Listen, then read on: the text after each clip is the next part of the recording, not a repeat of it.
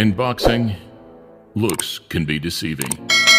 The misconception of those fighters who have more bite than bark, and those who look much less dangerous at the weigh-in than when that first punch hits home.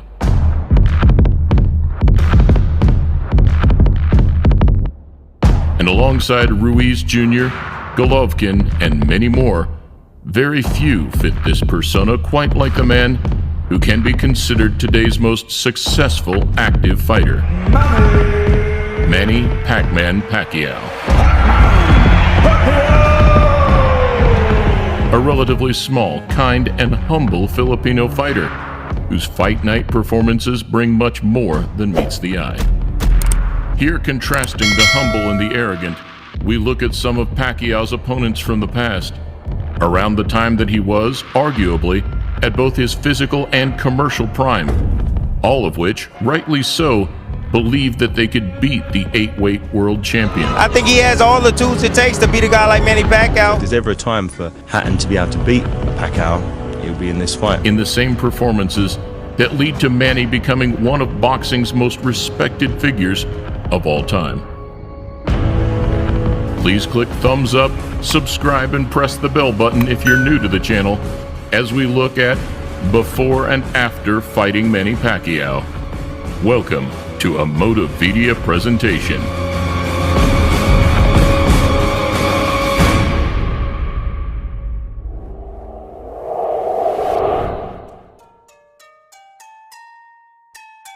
First up, we go back 11 years to a night billed as the Dream Match. Pacquiao versus De La Hoya. I just have to make sure Pacquiao, when he comes in with his explosive style and his hard punches, I have to make sure I have my hands up. Even then, Manny was considered the world's #1 pound-for-pound fighter.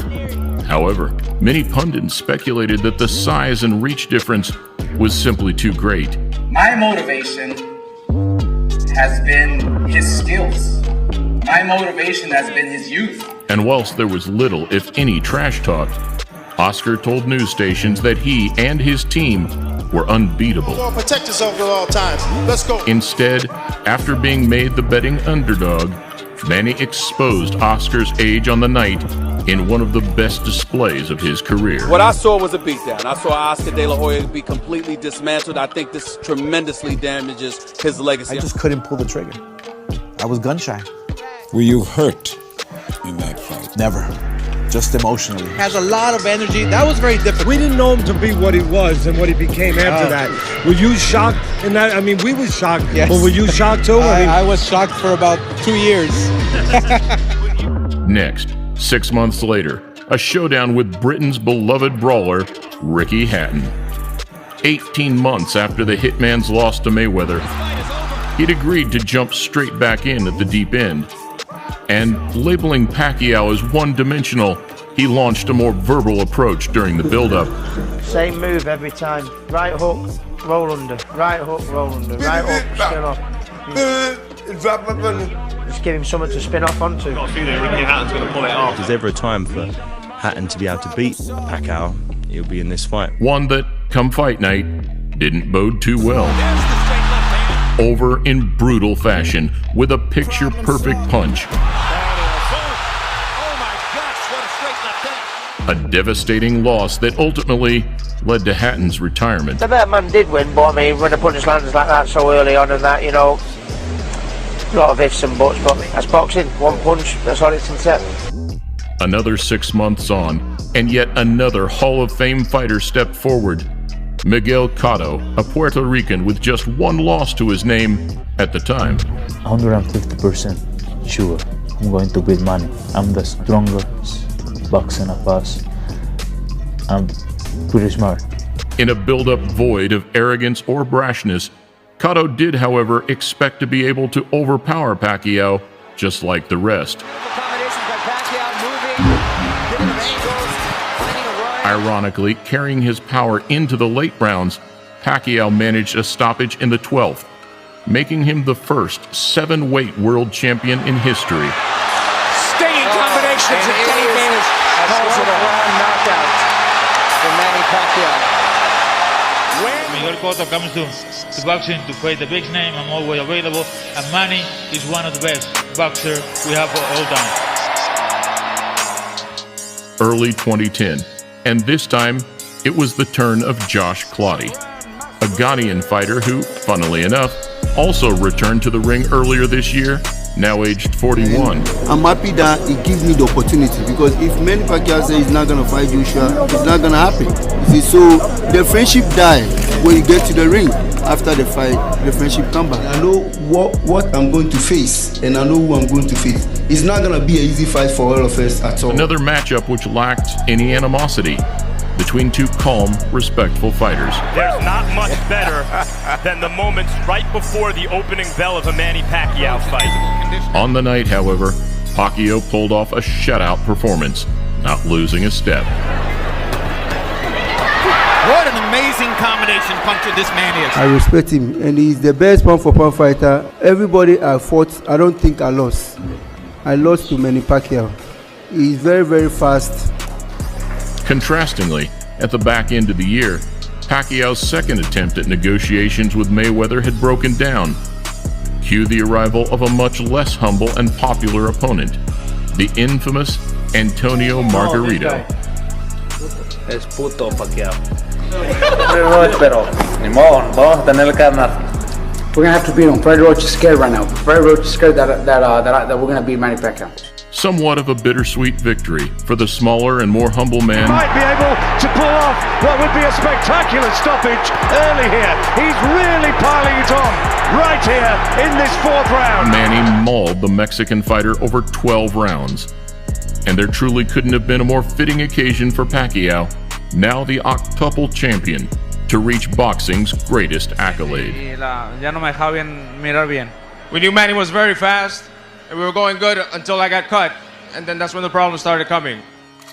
Next, 11 months after Manny's knockout loss to Marquez in late 2012, he returned to face Brandon Rios, also trained under Robert Garcia in California. You know what? To me, I think he's scared, and Freddie Roach is scared.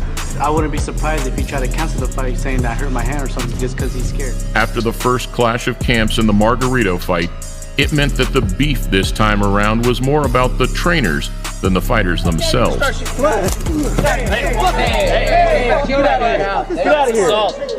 Yet in the same clinical fashion, Pacquiao proved too fast and too active, putting a second L on Rios' resume.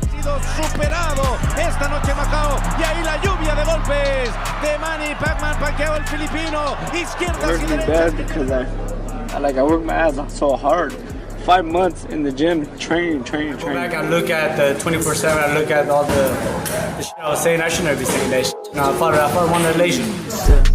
Another year on, and another unbeaten fighter. This time, the smart, fast New York native, Chris Algieri. And we're straight to the table.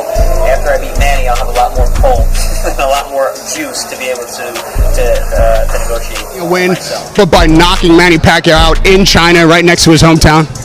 I mean, that's it's hard to say what would happen after that, but that would either way, my career is going to be catapulted into another stratosphere after this fight. So humble and respectful, he entered the fight with nothing but praise for Pacquiao. Pacquiao said, "If he doesn't want to punch, I will create an action. If he does punch, I'll count." Stand by, Pacquiao stuns Algieri.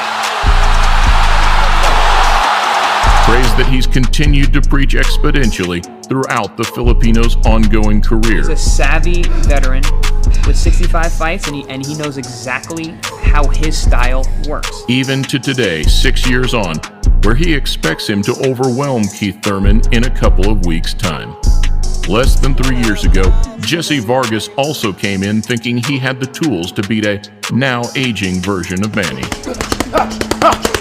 Expecting to overwhelm Pacquiao to avenge the losses of Barrera and Morales, putting himself as top rank's hottest asset. Now it's my time. I planned this as a kid. I said I wanted to take him out, and now I get the opportunity to do so, and I will. After beating Manny Pacquiao on November 5th, I will be their top dog, their top guy. They're going to push me from then on. Following the pattern, Vargas believed his speed and size would be too much, though just like the rest, Pacquiao dropped him in the second to win comfortably across all three scorecards. And no WBO welterweight champion of the world. Tried my best, you know, I promised to come back stronger, and I tried looking for the big three. I tried connecting with the big shots. I mean, I threw more punches than Manny, so I was looking for the win. And whilst most believe that yet another unfair decision loss was the end of the road for Manny,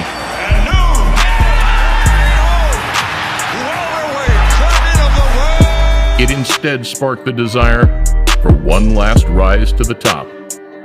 And that rise started with arguably the biggest contrast of the lot. Got me f***ed up if y'all think I'm about to lose to Manny Pacquiao, man. I'm about to beat his motherfucking ass on God now. The habitually loud and outspoken trash talker from Cincinnati, Adrian the Problem Broner. But he ain't fighting Floyd. Absolutely, let me ask you this. He fighting me. But do you think... I'm about to beat your motherfucking ass, man. You worry about Floyd. He already beat you, bro.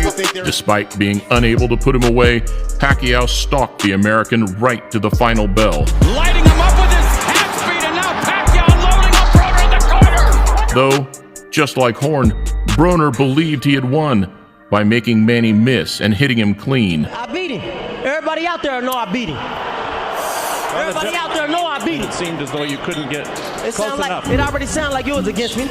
So I already ain't got a fair shake talking to you. The noise from the crowd, however, spoke volumes as onlookers saw a very different fight. I thank the whole hood who came out here. I love y'all. I did this for the hood. Y'all know I beat that boy. Whilst the majority now stand in awe of Pacquiao's ability to fight so competitively into his later years, none are more understanding of just how capable the Filipino is than those who witnessed his scintillating best.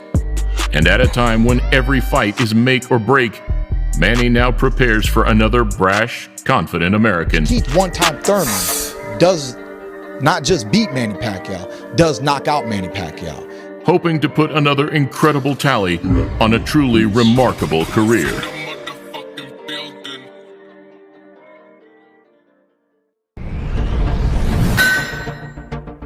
Greek mythology. Stories from the dawn of Western civilization. Powerful gods, valiant heroes, and enough violence, murder, and incest to make the Game of Thrones look like a church picnic. Zeus versus Hera, Hercules versus Hades, Narcissus versus himself.